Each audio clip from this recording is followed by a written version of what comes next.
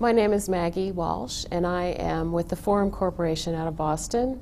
I head up our leadership practice, which means that I am a thought leader in the area of leadership, and I do a lot of research and development for our leadership training capabilities. We're going through a lot of turbulence and uncertainty right now. All organizations are experiencing this. One of the things that we've found is that companies that survive, not just survive, but thrive in this kind of environment, have people who are highly adaptable.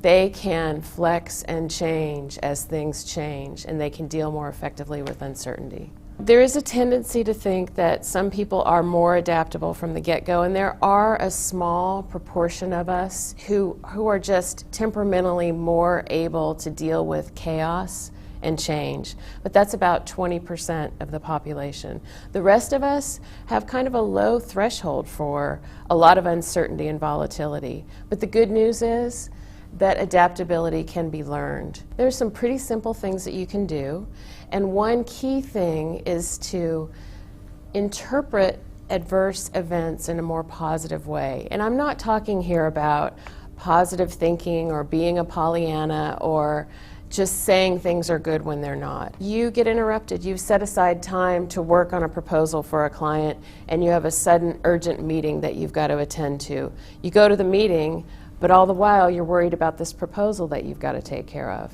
An even bigger type of adversity would be the loss or the threat of a loss of a major client. And you find yourself wondering, what's going to happen to me? What's going to happen to my team? What's going to happen to the organization?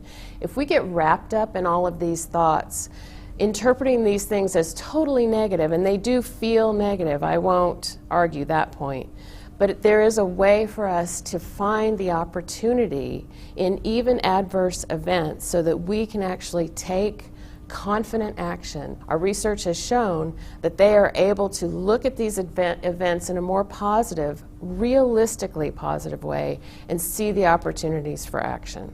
When you're feeling that you're getting wrapped up in negative feelings about some kind of an event, which is going to stop you from being able to act proactively and be adaptable, you can ask yourself, what is the real cost? And cost is an acronym for 4 questions. The first question is, what control do I have in this situation? And that's about looking at that situation and finding the smallest thing that you can do to have control over it. So for example, if you've learned that you are on the brink of losing an important client, maybe one way that you can take control over that situation is that you can manage the message to your team. That would be a small piece of control you could take. The second question, the O question, is around ownership. What ownership can I take for making things better? In this situation, maybe you can't save the client, but maybe you can decide, we're going to have an after-action review and we're going to look into this situation to see what we could have done differently or what we could do differently in the future to keep this from happening. The S question is around the scope.